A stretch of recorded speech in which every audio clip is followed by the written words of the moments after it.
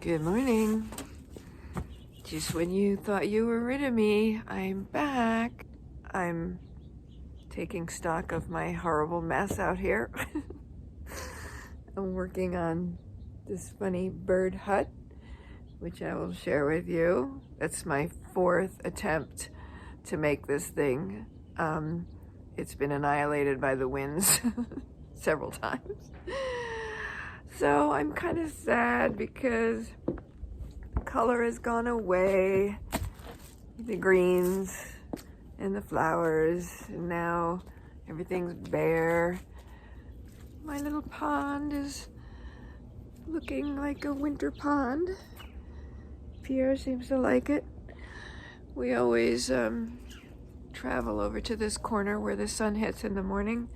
The sun is so low in the sky that a bunch of my yard gets shaded now. But the colors are actually really beautiful. If I cleaned up all this mess, they would be more beautiful. And in fact, I'm starting a new painting called Summer Seeds. And it's gonna have, even though it was, the photographs were taken in summertime, the photographs were of flowers that had gone to seed, some of my perennials. And so they're brown, and so that's the tone for my next painting, and it fits in with the new season upon us. And I hope you will join me, and let's have some more fun. I'm gonna need some entertainment throughout the winter months, so I'm depending on you to hang out with me.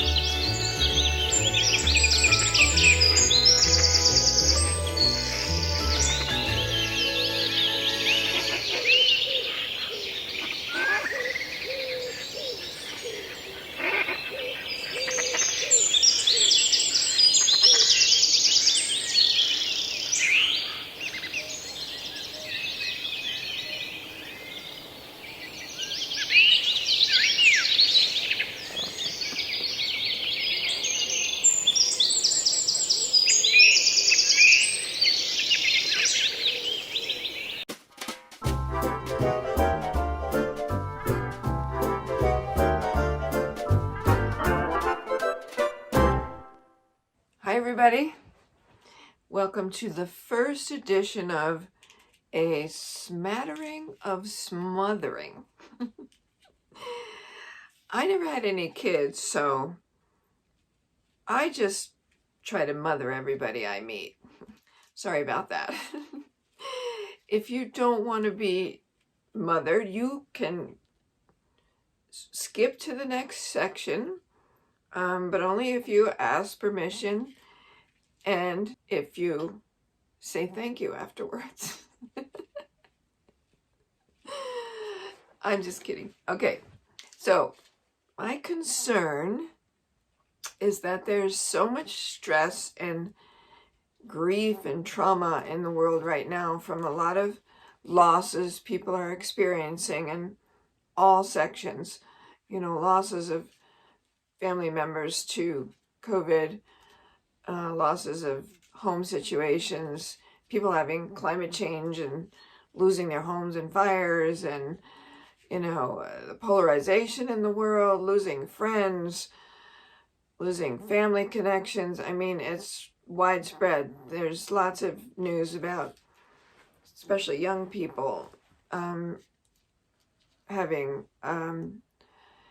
thoughts of suicide, increased suicides, and lots of depression, people on drugs for this and that.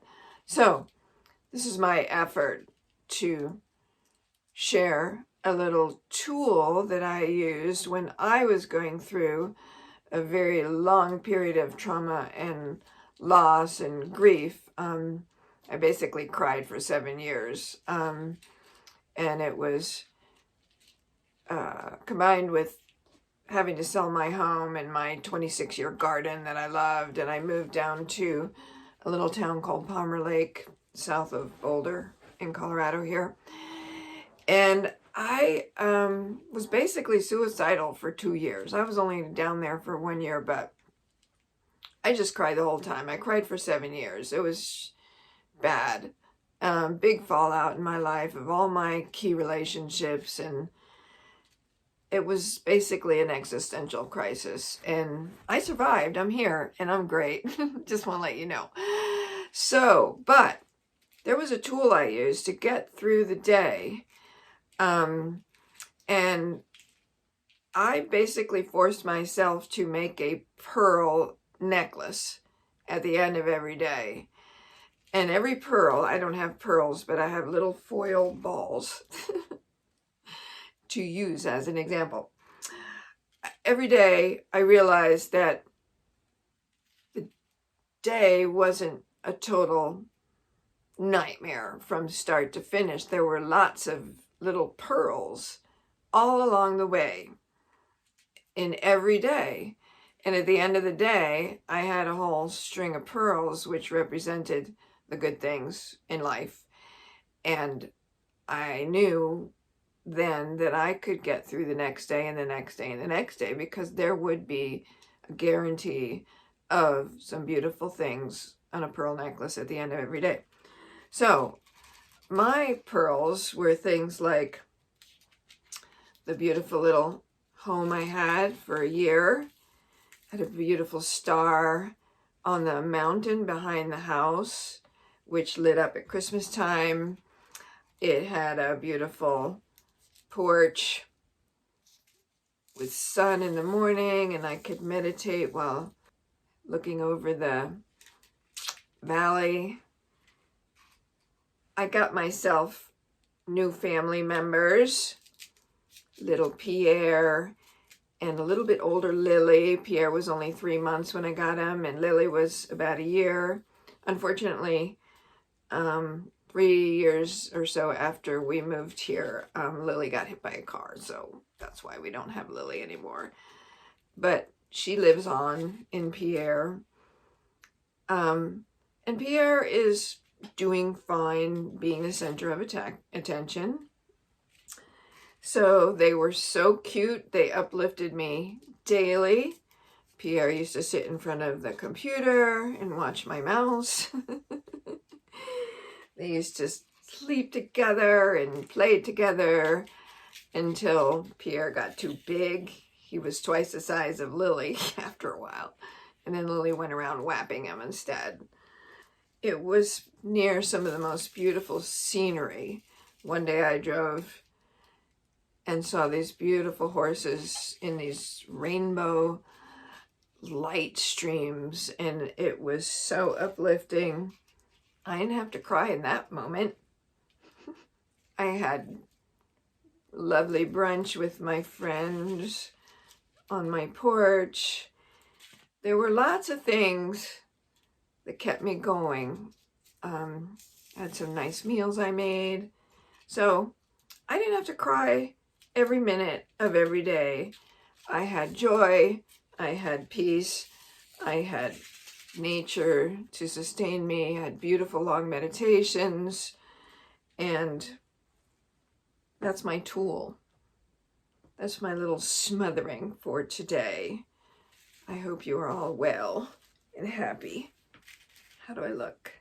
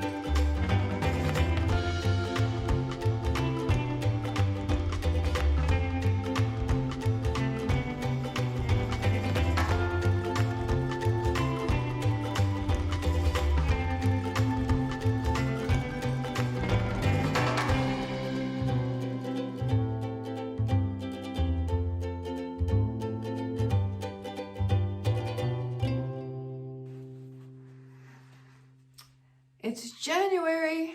Welcome to another year of the get-go. This year I will be doing these videos monthly instead of weekly.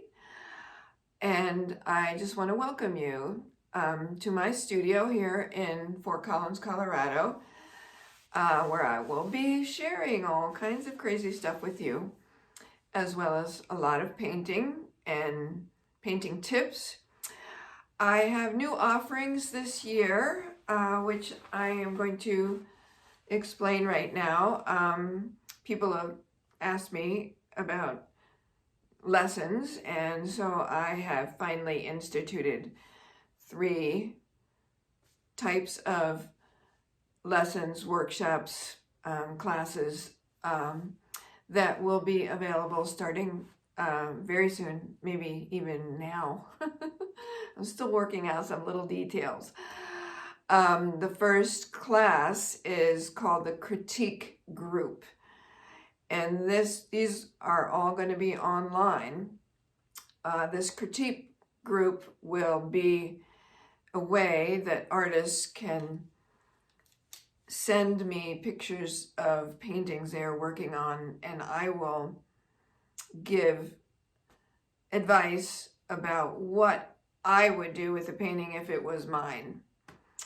It will be set up so that I can do a critique of it as a screen recording on my computer, and I will upload the video for the artist to see, and whoever is part of this critique group can also access these videos, and they can submit their own art to me for my suggestions.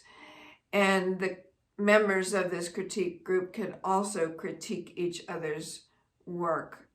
So it's a group effort, and it's an experiment, so we'll see what happens. You can sign up for this on my website, my new updated website. The second offering is called a Musical Easels Workshop, and it's kind of a fun thing I invented for my mother for one of her birthdays. She's an artist, a very talented artist, and I brought together some friends in my studio, and we had a lot of fun. It's a way of stretching your abilities to encompass other styles of work. I took images of famous artist paintings, and everybody had to create paintings using those styles of particular subject matters, and then they would have to jump to the next easel and start again with another style of work from another famous artist and do a different subject matter, and then again, and then again. And then at the end, there was a collection of work from the artists in all these different styles. And so I have, because of the pandemic, I don't want to have people in my studio doing this, so I've created a version of it online. And you can read about this on my website. It's called Musical Easels Workshops, and you can sign up for that now. I also have master classes that I'm going to be offering. They will be live online. I am presently researching platforms to use for this, so these are not available just yet, but if you're interested, the description of the different classes will be on the website, and if you would like to express or reserve a place, you can do that by emailing me. There should be a link on the class description page to contact me if you want to be included in that. The other new thing on my website is a patron page.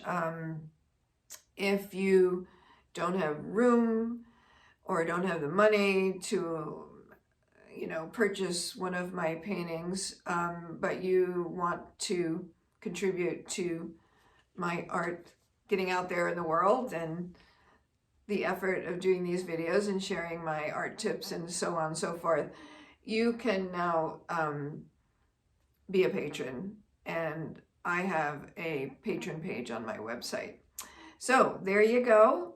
New things this year, and stay tuned.